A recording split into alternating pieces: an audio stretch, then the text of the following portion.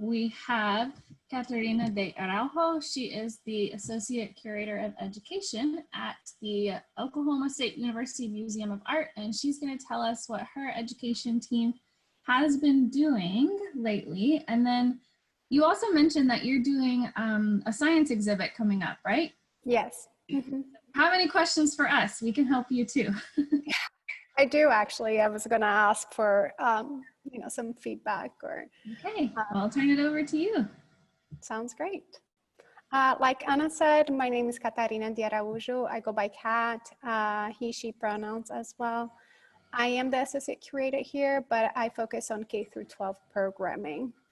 So a little bit of my background. I have a master's in art education from DePaul University in Chicago. I lived 8 years in Chicago. I am here in Oklahoma. I started a master's in art history, which I'm finishing next fall. I served as a public school art teacher at the Chicago High School for the Arts for 5 years. It was a wonderful, wonderful experience. And then I also lived 2 years in Dallas, which I worked at the Crow Collection and the Meadows Museum as well there, part-time in both of these museums for that 2 years. And then I'm here in Oklahoma. I'm originally from Brazil, so I feel like I've been all over the place. I lived in several places. And really, everything that I've always done, in my professional life and in my personal life too, has to do with teaching and learning. I just love teaching and learning. And I, for my students, I just wanted to give them that gift of love for learning. And I've always been a visual person, so I learned anything through visuals. So that's how it started, my loves for art and using art and visuals as a way of teaching people and getting people excited about learning other things. So I'll talk a little bit more about how I integrate arts too here at the museum, how I did as a teacher. So for the talk today, I wanted to talk about our virtual programming. Since the pandemic hit, the museum have been thinking about different ways to continue to serve the community. And I think we have done that productively. So I am excited to share some of our virtual programming. Like Anna stated, we have an exhibition right now that I am so excited about, that it's science related.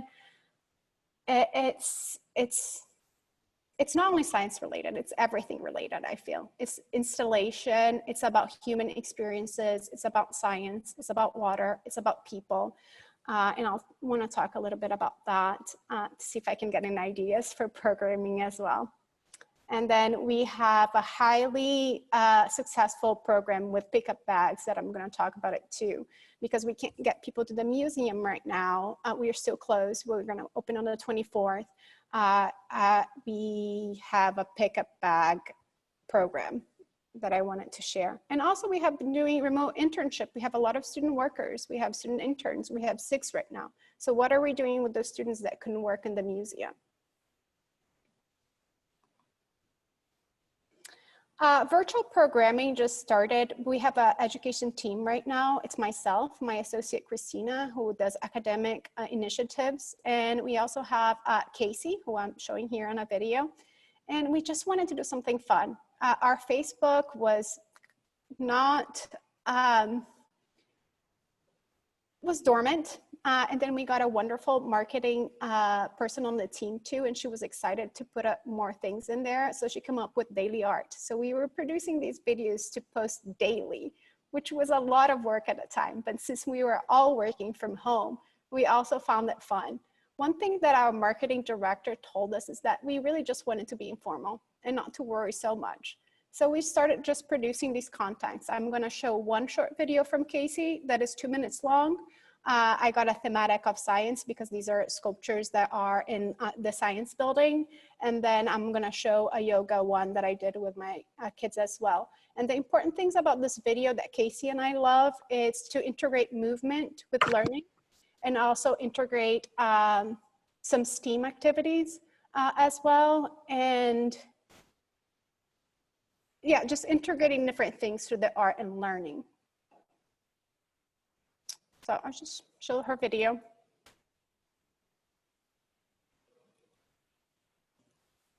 Can you listen to audio? We're not hearing the audio. If you want to pause it really quick, Kat, and go to your screen sharing options. You might have to unshare the screen and then reshare it. Okay. And click on both at the bottom of your screen share window, there'll be share computer sound and optimize for sharing video. Do you see those? They're like little check boxes. Advanced sharing options. No, it's in the first, it's like in the basic window at the very bottom, like for mine, it says like desktop, whiteboard, Firefox, whatever. And then it's share computer sound and optimize screen share for video clip. Ugh. You see those? Choose in the video settings? No, click on screen share, and then it opens up that window that's like which screen you want to share, right? Basic. Oh, okay. And then at the very bottom of that, where it's like yes, all the little things, share computer sound, optimize screen. Yeah, it's totally fine. It's good for people to walk through that.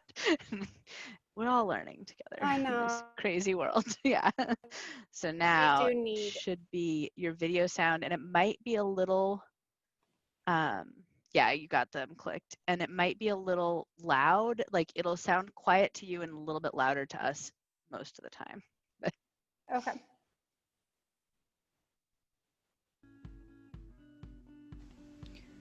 Hi, I'm Casey with the OSU Museum of Art's Daily Art, and today I'm checking out the sculptures at the Henry Bellman Research Center on the Oklahoma State University campus. The artist, Gordon Huther, designed each of these to represent an area of research found inside.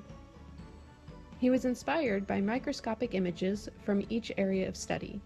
Then, using a computer, he enlarged the images and recreated them on a huge scale using fused glass. The areas of study represented are biodiversity, biogeophysics, bioforensics, biophysics, photonics, and synthetic chemistry. While looking at these, I was inspired to go on a color walk, looking for all the colors of the rainbow. Check out what I found. Found our red.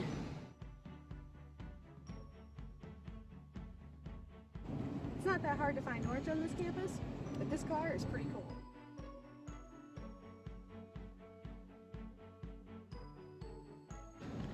Found yellow.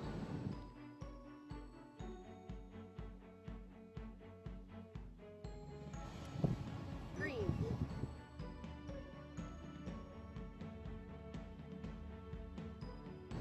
Blue.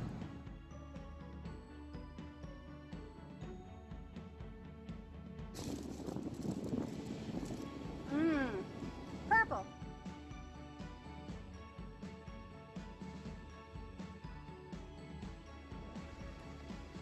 Now it's your turn. Walk around your block, or even inside your house, and see if you can find all the colors of the rainbow.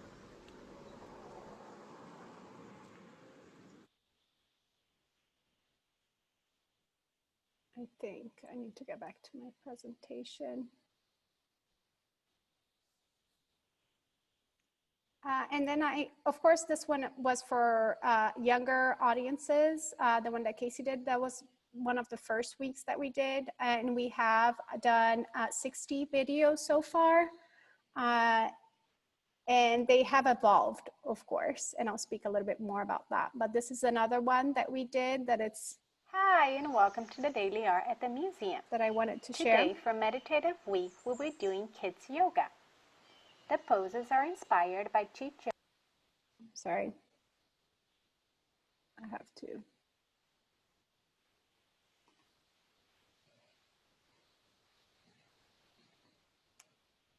Hi, and welcome to the Daily Art at the Museum. Today for Meditative Week, we'll be doing kids yoga. The poses are inspired by Chi John's 1988 ink and watercolor hanging scroll and the feeling of being outside in the company of nature. The first thing we're going to do is that we are going to sit with our legs crossed and we are going to put our hands in heart center as we say the word Namaste. All right, we are going to pretend that we are outside in nature with the plants and the wind, and we are going to pretend we are the wind, okay? We are the wind that blows the plants. So we are going to inhale through our nose and exhale with our mouth, like we're blowing the leaves of a tree. Now again, inhale and exhale. One more time, inhale. Blow that tree. Great job. Now we are going to pretend we are the tree. So we are going to raise our arms really tall. And we're going to pretend we're kind of like getting bent by the wind and blowing to one side. Now we are going to put our hands up again, and we're going to blow to the other side. And then it was kind of a crazy wind, and we like blow to the front, like this. Oh yeah, or we can go like that. That's a good idea. And we can like move our tree branches. Yeah. Like we're dancing. Like we're dancing. Very good. You can go around and around.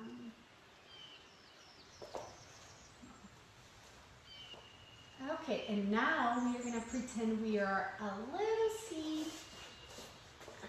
We're going to get into this position right here, right? And what does the seed needs to grow, Susie? Water, sun.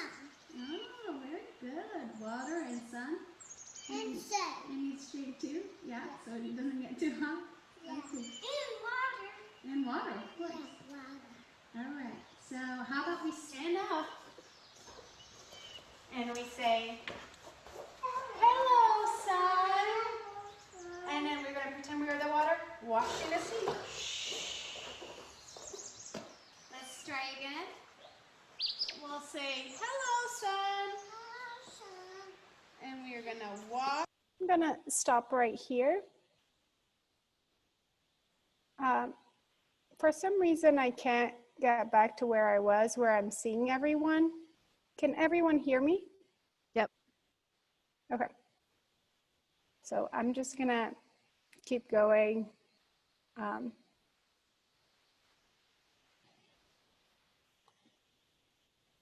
Sorry.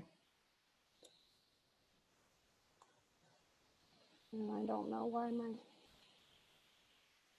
kind of messed it up when I think you shared, instead of sharing just the, just the browser or just that application, you're sharing your whole desktop, which you could unshare. I'm gonna and share stop again. sharing. Thank you so much. Yeah. I No worries. appreciate. It's all good. So I just want to share Probably this. just that one window that has the slideshow. All right, you're a pro. Yeah, looks great. Yeah, this is so much better. Thank you. Yeah, of course. So the reason I wanted to show those videos is, again, we were trying to do something very informal in the beginning, and also how nature and other sciences are serving as inspiration for our programming. These were for very young kids. Later on, our daily art progressed, and we did a variety of different videos. We have a tiny studio tour, which are different artists showing how they're working from home now. And we also have, and I'm going to show you that at the end, what our students are producing. So they're also producing those videos. But our attendance online has been skyrocketed, I think, because of consistency and because I don't, you know, because we are producing something that people can experience online. And then I also wanted to talk about this exhibition that we talked about it. It's called The State We Are in Water, Constructing a Sense of Place in the Hydrosphere. And it's going to start actually August 24th. I have on stake there, and it's going to run until May. And it's the very title of it, it's an interesting one, because the state, meaning the state we're in, it could be a state, can be a geographical boundary, such as Oklahoma and Texas, also water states, liquid, solid, and gas, and also a particular state that we're in. And right now we're stressed, or we are, you know, scared. So it's an exhibition that is not only about water, but it's also about the human experience with water and like a global experience with nature too.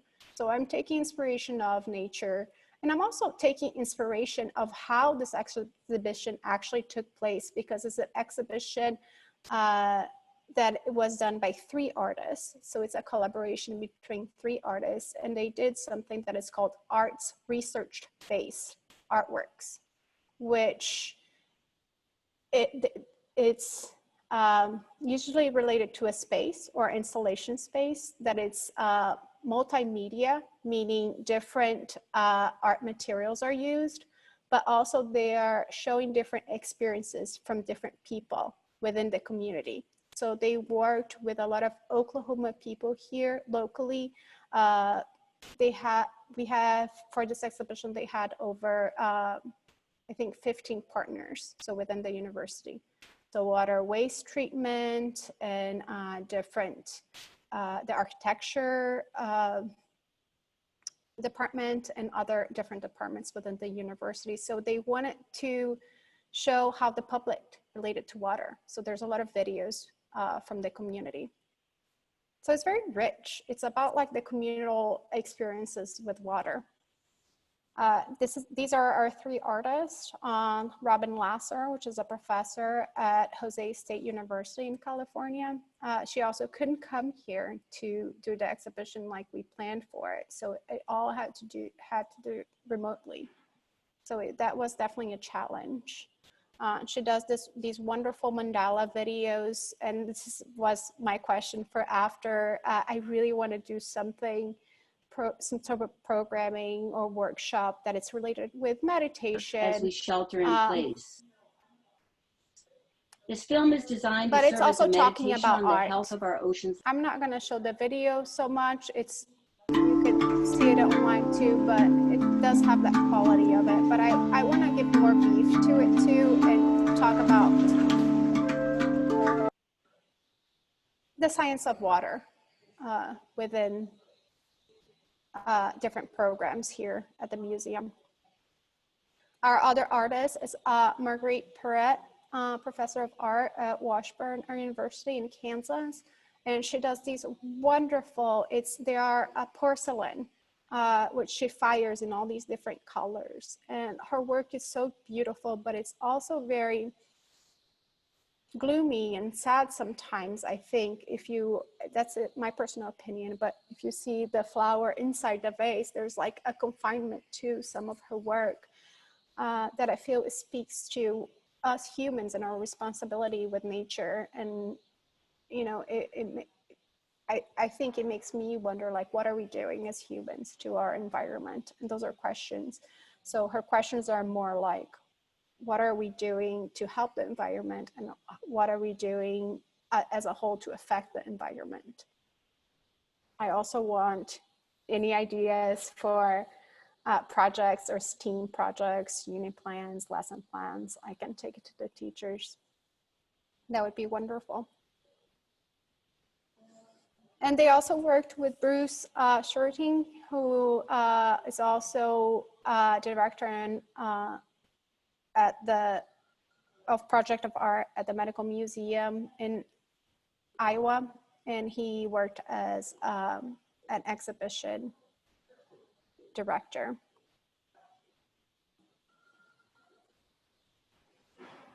So what I love about research art, research-based art, is those aspects that I also liked as an art teacher in my classroom. I like when students can collaborate with each other and they can explore for themselves. My favorite part as a teacher is when they did the work themselves. And I think not because it was easier for me, but it's because they learned more too. So any type of project where there is like an end result. And I think I got that sometimes through STEAM. So I give them a challenge. They have to do the research. I did a lot of video art. I have a video background too in my bachelor's. So when I taught art, I taught video. And a lot of the projects where you need to do a public service announcement, for example. So you're gonna have to research about water, for example, and you're gonna have to inform the public. And it also has a sense of social justice and exploration and personal connection to the works. And also doing something, creating the video, following those steps, problem solving, it's huge too in the classroom, I think. So I really wanted my students to resolve their problems and want to resolve their problems. So whether their audio was bad and they needed to redo that audio, or if their research was not good enough and they needed to do more research, I wanted to inspire that need to do a better job for themselves and not to ask for help. I mean, of course, ask for help, but as a facilitator, not so much as a, and it's not easy. It's very, very challenging, actually. That is more work than telling them, giving them A to B. It's easier. Okay, so Pick-up art kits is something that the museum found a way to safely serve the community. The idea came from, I have second Saturday events here. It's once a month. People come here. We have anywhere from 30 to 100 people every Saturday, depending if it's summer or not. And I just do different monthly activities, whether it's watercolor or stop motion. I did that once too. So I was like, I can't do anything the second Saturday. So I put my activity that I had inside a bag and I give it to, did a call on, was actually on Facebook, which people here regionally really use that platform. And we had like about 80 bags given out that second Saturday, which was about, the numbers that I had. And then I got a lot of responses of people wanting more. And then I came up with the community pick-up bag kits. Now I'm partnering with 2 soup kitchens, food resource center, so we can give out those bags. I've always wanted to bridge the gaps. I think we have a lot of museum goers who are kids of professors, for example, that's our like audience. But I also think if we are providing free services, we need to reach out like a larger community. So we are actually just launching, starting this Saturday, for the Our Daily Bread, which is our food resource center here in Stillwater. And my goal is to connect, get people connecting, get people making. And I think as a parent too, even although I have a craft closet, just to find a scissor was impossible at my house. So a huge goal for these pickup bags is that I need to include everything on the bag that they're gonna need, that they're not even going to need, to grab something. So sometimes I come up with projects that are just too expensive, like if I need to put I'll give you an example of some kits, but I just couldn't do the kit that I wanted because it became expensive. Then I try to figure out another idea so they're not frustrated. Do you have a question, Kat? What was the funding? Like, how did you purchase 80 pairs of scissors, or did you not? I did. I did. Well, I had a budget originally already. And okay. I have a group of donors. And I had a budget already for the programs that were not fulfilling for second Saturday. Okay. So I did purchase 100 pair of scissors. And I'll talk about the one for this month bag too, which I think it's become really popular. So for the first month, for example, I just did a design challenge, which was adapted from the Cooper Hewitt Museum. So basically on this bag, you get like 6 types of materials like paper clips. So these are all cheap materials that we had it here. We already had those bags made because we were going to do it anyways for Second Saturday. So, and you put a challenge. And so I did all water challenge. So I adapted. And that was the part I adapted. We did our own challenges. So I did, for example, in Lake McMurtry, which is the lake over here, your friend needs help, create a floating device to get to your friend. So the challenge is that for the students for the kids or parents to get these materials and create a prototype. And they were wonderful. They shared with us on Facebook some of the imagery and they have to tell you, why they have to write a sentence on how is that prototype doing what it's supposed to do. So that was the first kit that we got it for the public. Oh, this, by the way, it's myself and this is our high school volunteer too. So I am bringing in a high school volunteer who is creating these bags. She made all these 50 bags for the second Saturday, this past second Saturday, and she wanted to be here to give those out too. So I think including, the high school students in the production of these is something meaningful. Here's another one. I don't have any pictures of the one of the food resources that I did. Of course, we want to protect their identity, but the second Saturday where is here at the museum, I tried to grab some pictures. So the one for the past month, it was a watercolor postcard project, which I'm launching as in connection with the exhibition. So inside these bags, here I have a kind of a little video. I'm gonna just show the video while I'm talking and mute it so you can see. So on the kit, I had a watercolor set. That was the most expensive part. And I included, and I did a video tutorial. So when I do these bags, I didn't do that for the design kit, but for this one here, I did a video tutorial so they can see how to use the materials too. And I did it at my office right here too. So again, kind of doing things informally that are not, and I included one watercolor paper postcard that you see it there and some watercolor scrap paper. So they can send their artwork to anyone that they care about. And I think that was the connection of it. These kits were so popular, I'm still getting phone calls and I don't have the materials here to fulfill it right now. But our donors are excited about these projects. So I think the funding is coming through it too. So I already purchased more materials so I can do more of these watercolor kits. So, and then I have instructions that go inside it too on the kits, because I think some people may not have a phone or are not looking online for a video tutorial.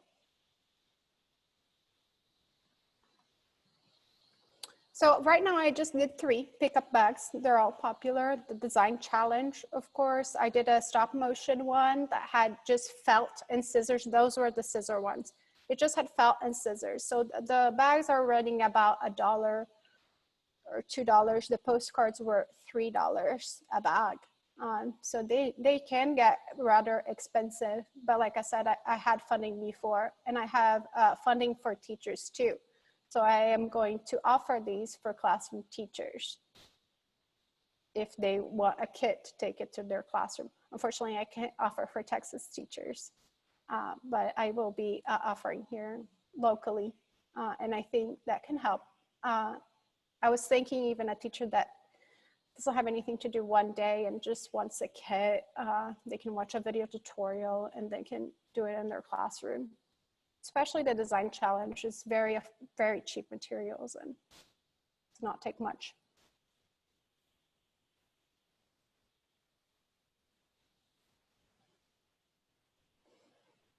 And then the last thing I wanted to share is our student remote internship. We had about 11 students who worked with us as a visitor service representatives. And, you know, when the visitors were here and they were all practically out of a job when the pandemic hit. So we quickly took the people who wanted to stay locally, which were 6 students, to do a remote internship. And they started doing, we wanted to transfer the videos to them so they could be producing those videos. So right here, I'm gonna show our Sam. This video, which locally that's huge for us, but had like 2K views, a lot of feedback. Some local professors wanting to use her. So for us, it's been a very good accomplishment for our team to have these students working on these on their own.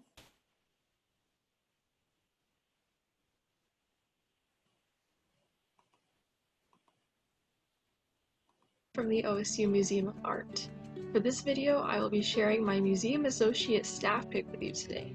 This is a late period Egyptian statue of the goddess Isis nursing an infant Horus, which is a part of the permanent collection at the OSU Museum of Art. The bronze statue shows a seated Isis holding her infant son Horus. She is in a seated position, but her throne is missing from this piece. The identifying feature of this statue is the ornate headdress that the goddess is wearing. Isis can be identified by the 2 cow horns atop her head with the sun disk in the middle. She also wears a traditional vulture headdress, which was reserved for Egyptian queens and goddesses.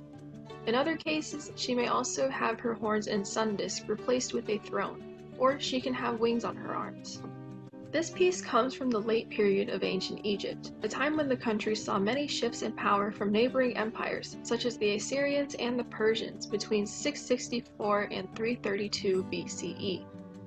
Egypt was losing its independence during this time, and enlisted the help of nations like Greece to eliminate invaders from Asia Minor. The role of pharaoh changed drastically, and many of these rulers were born outside of Egypt. By the end of this period, the Persian kingdom directly related to the gods. End so you can During see the late period, how she credited an artisan would carve out a mold into the desired shape, and pour in the hot material and allow it to cool into a new object. This process allowed for many people to obtain these objects, so at religious sites, several hundred nearly identical statues of the same deity can be found. This also makes it nearly impossible to identify an individual artist. Later on, these statues would be used as models for activities. Visit www.museum.okstate.edu to learn more about our collections, exhibitions, and programs. See you next time. So she had to credit the images that she was getting. And this video that I just showed is by Sam, and Sam is an art history major. Shows she's particularly interested in doing research. She wrote all the script herself and sourced all the imagery herself. So she basically did our job. And then our other intern, Ali, who is an English major, and she is also a babysitter and loves kids. She did a video in response to Sam's videos. So we posted both of those in the same week.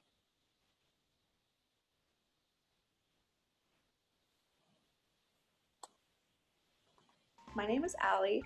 I am a summer intern and a museum associate at the OSU Museum of Art. Today's activity is actually based on my friend Sam's staff pick, which you saw on Monday, called Isis Nursing Horus. Did you know this statue was made from a mold? A mold is a hollowed out shape filled with liquid, and after the liquid hardens, it takes the mold shape. In today's activity, we'll be making our own handprint molds out of salt dough.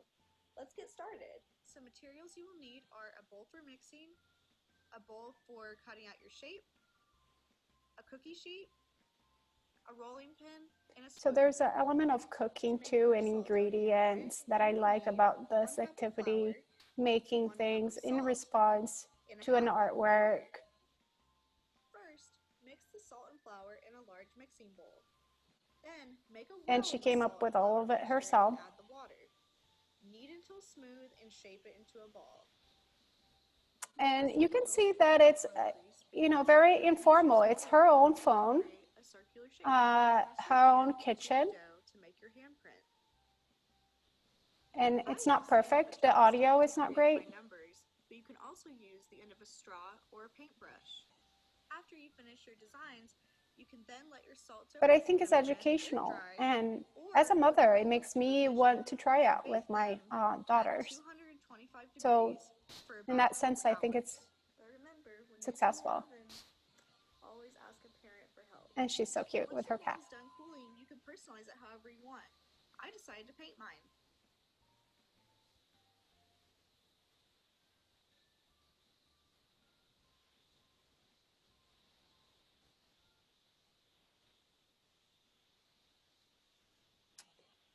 And that is all I had to share. And I was going to say I'm opening to questions and comments, suggestions. Thanks so much, Kat. Yeah, if folks have questions, you could type them in the chat or just come off mute. We have about 12 people on the call, so plenty of room for discussion.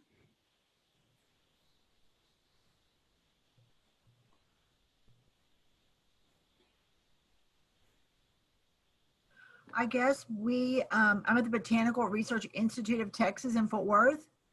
And our struggle right now is that we continually have to roll with the idea of what could it be like in 3 months. So I think that your idea of having kits, which are just sacks, is something that myself and Cheryl Potemkin, as well as other parts of my educational team, might be able to lean more towards, because we do want to get them involved in outdoor botany and all of that.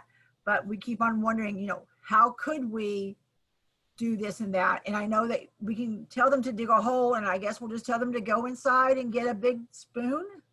Hopefully their mother doesn't kill them, kind of thing. And just give them some plants to dig and put in their garden. But I say that knowing that there's a lot of people who don't even have space because they live in an apartment.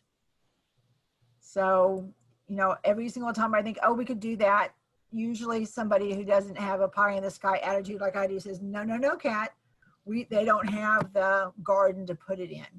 So Cheryl and I will have to get together and collaborate, because I love the kit idea. Good job. Kat, I was going to mention that before I did the kits, there was a lot of what ifs and a lot of pushback. I even wanted to put at my local library, and they're like, I'm not sure. They're very worried about COVID. And of course, our kits, it's only one student who works in it. She has a mask, she has gloves. Like, we make sure that it's, we're following protocol. Mm-hmm. But even then, people were not wanting it. And now I'm getting a call from the library wanting the kits. I'm not even joking. I said that on a meeting today. I was like, well, they want the kits now. So I think sometimes it's not perfect. I had a person saying the scissors didn't work on felt. They're cheap scissors. And I'm like, I think sometimes we can't do it all. And the same thing with my stop motion. I was thinking the same thing. There are some people who are not going to be able to do, unfortunately. But then the next month, I'll see if I can provide something for that audience. Also, different age groups. I think you're going to, follow that too. So I think even we start just small. I started with the ones that were already made. And I think can be helpful. Can you share with us your email address? Because I would like to look at your printed documents to see if I could adjust them to something that maybe we could do. Of course. Here in the education area, we always call it stealing like an artist. You go when you embellish somebody else's great idea to make it fit what you're doing. So it's adaptation. It's what teachers do. Yes. I adapt always. So I can't.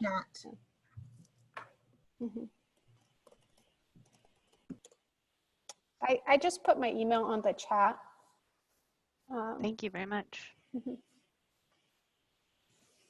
How much, Kat, are you pairing your kits with? Are you doing any live workshops that are like certain times, like jump on and we'll do, actual watercoloring or whatever? Or is it all just like there's a recorded video, here's some printed resources?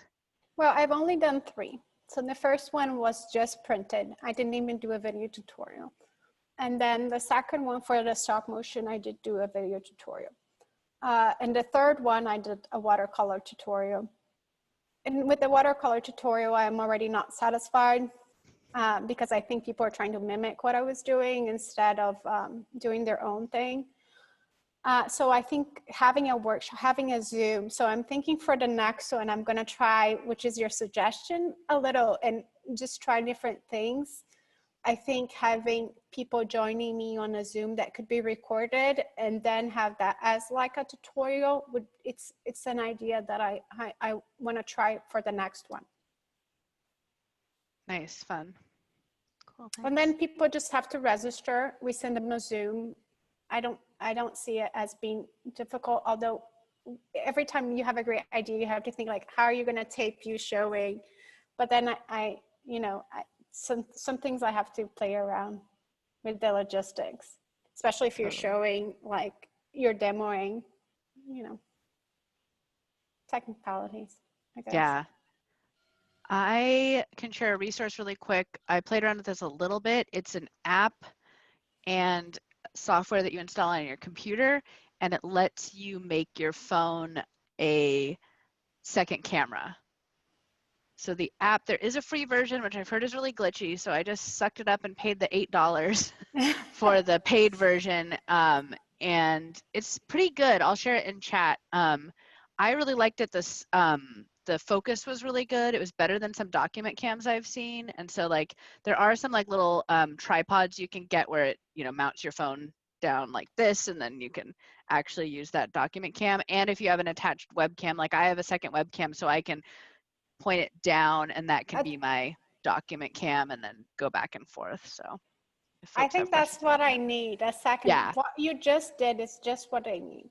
Yeah. And then I have it so like I can, right now they're pointing roughly at the same place, but I can change my view to that's my webcam on my computer, and then I can switch it to my webcam that's mounted on my computer, but I could also have that angled down. So sometimes I am doing stuff with my sewing machine or something, and I'll have that set up in a different way. So that's just solved me. I just need another camera. Thanks. Yeah, sure, of course. Solve my problem. When you do that, is your phone like logged in to the Zoom account as a separate account, or is it? Nope, it just it talks to your computer. Since it's a piece of software that you put on your computer and an app on your computer thinks, oh, your phone is the second camera. Like your phone becomes essentially a second webcam. So yeah, instead of having $8. Instead of having to buy a webcam, which honestly right now is kind of tricky, like they're kind of out of stock, and sometimes it's like normally a $50 webcam is selling for like $300. So yeah, so I'll paste that in chat right now. Yeah, it's been fun. The one I'm using is the second webcam, but I've also played around with the phone thing too, and it was pretty good. Yeah. Is Facebook the primary source of communication with your audience? Sorry? Are you using Facebook as the primary communication avenue for people? It was funny because this is all new to us. Like I said, our Facebook before was totally dormant. We barely used it. And just today on a meeting, I was saying I've been bombarded through Facebook, and I can't believe how much communication can happen through Facebook. Of course, this is something local. I don't know if it's true for your areas too, but my marketing partner, who is in charge of like most of the communication on Facebook, it's just a lot. And I think that's what they need. Kind of, it's easier for them. It's faster for them. So yeah, a lot of it is through Facebook. I get few phone calls and few emails. But we are trying to play with Eventbrite, I think. I don't know if anyone has used that, but to think about how to make it easier for people to register and get the services that they need. Yeah, I've been using Eventbrite paired with Zoom. It's fine. Okay, are you using Eventbrite? Yeah? Yeah. How do you like it? It's fine. It's, it takes a little bit of setup and stuff. I am my own business. So I would say, like, if you have existing ticketing apps that let you send like confirmation, like if you have a ticketing system that your museum or your institution already is using, go with that. Otherwise, Eventbrite is free and easy, and you can sell tickets or make them by donation or make them free. You can also use registration in Zoom, and that, you know, you don't do paid registration that way, but like this event was a thing that like everybody registers for by going to the Zoom link, and then they get the Zoom link info. And so I, or ISEA board in this case, has a list of all the folks who join, who said, yeah, we want to come to Lunch and Learn. So we have that email list, and like there aren't very many different, like the Zoom one isn't super customizable and there's no payment system for it, but it's nice to know like, oh, these people all said they were interested in coming to this event and we have their email addresses. And you can set it up 2 different ways. You can set it up so that it automatically, like, this is how the ISEA Lunch and Learn is, like you give me your name and your email address and your email, and then it just automatically sends you the Zoom link. Or you can set it up that you have to approve people, and it would email the ISEA Google account that's attached to the Zoom account and say like, Anna wants to register for this, is that okay? And then I have to approve it, and then she'll get the Zoom link. So yeah. That makes sense. Yeah. Yeah, we did not have ticketing before. It's a free museum. So, you know, all these registrations, I don't know how to deal with it. Yeah. But Eventbrite's pretty good. It does a lot of customizable stuff, but then also because of that, like, you have to sometimes get really deep in the weeds to be like, how do I do a recurring event? But it's nice, and it just, the model is like service fee, so like it'll add like, you know, $1 to a $10 ticket or something, and then the ticket's $11, and you as the event host doesn't pay that. Just every time someone buys a ticket, they pay that. Yeah. Thank you. Yeah, of course. Maricela, did you have a question or something to add? No, I noticed, you know, that I shared a link that provides, it's sort of a location that they actually take donations from big companies, like including Sharpie, 3M, and it's just crazy. I went in because a friend of mine, I mentioned to a friend of mine that I love Post-its, the black Post-its, because I do all these different things with them, and you can't find the black Post-its. And she ordered some for me, and I said, that's crazy. She gave me a box of 12. And I said, this is a lot of money. She said, no, I ordered them because I applied. I'm a member of this, because as a teacher, you can apply to that organization. And then you get these outrageous costs, like it's things that have been donated to this organization. And it reminded me when Catarina was saying about the scissors and that kind of thing, that, you know, sometimes we have to, as teachers, order a lot, like, you know, 80 pairs of scissors.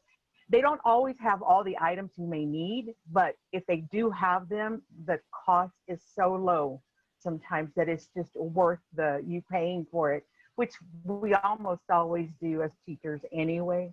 It does come out of your pocket, or maybe even your organization's pocket. If it's a nonprofit, you know, they're willing to help and donate or give to you at an extremely low cost because you're nonprofit. That's who they're looking for.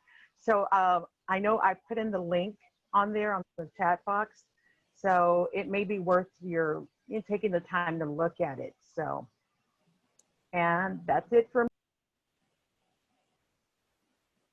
Thank you, Maricela. That's really great information. I would definitely look at it, as we are a nonprofit. So I appreciate. Did you have specific science exhibit questions for us? Well, I was just wondering if there's anything that you have done have done before that you think it's a match for the exhibition that I'm doing. And if you do have any things that you shared personally that you think it's connected to the thematic that we are working with. I have not produced, I do a lot of STEAM, but honestly, the science, I do a lot of building, And I feel like I use technology because that's my background a little bit in terms of video, but the science component, I haven't, you know, used in bags or in virtual programming as well, as much as I want to. So anyone had a past project that they think it would be useful?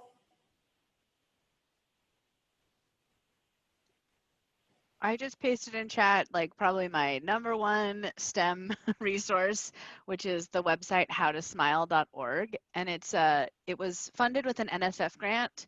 So it is just a kind of its own search engine site and its own database of science activities from all over, like Girl Scouts, Exploratorium, like it's any kind of program that creates curriculum essentially in the STEM and STEAM space. So I think a lot of us, it's like kind of our first thing if we're like, oh, I have to find an activity about volcanoes or photosynthesis or whatever. Go there. They have a really interesting search, like you can search by age or cost of activities or topics or all these other things. Like the advanced search is really great. I will say that because it's just a list of, it's like links to other people's sites. If it linked to a resource that was like on the Children's Museum of Houston's webpage and they move that link and don't update How to Smile, the link might be broken, but I have really good luck finding, like just being like, oh, it was from Children's Museum of Houston and the activity is called Nature Scavenger Hunt, and I search those 2 terms in Google, it'll pop up the PDF wherever it lives now. So yeah, I think that is a good place to go if you're just kind of looking for those browsing. General, like, that's exactly. I'm brainstorming. Yeah. Art has one like that too that I go to, incredible art resources. Like I'm like, I need something to fulfill a standard or not. So I'll definitely check it out. Yeah, the nice thing about How to Smile, which we don't get to use that much in Texas as one of the very few Common Core states, is that you can look for things that are aligned with different standards. There just aren't that many other states that are developing content that's TEKS aligned because it's Texas specific. So well, here is also Oklahoma specific. Yeah, so you can look for things, and like for science, there's also like next generation science standards. They're a little bit, you know, like a lot of our stuff, because we're informals, there's like, as long as it's something. Yeah, as long as you're learning. And you're, yeah. So, yeah. Of course. Yeah. Do people have resources, questions in our last few minutes? I'll just second How to Smile. I love that one.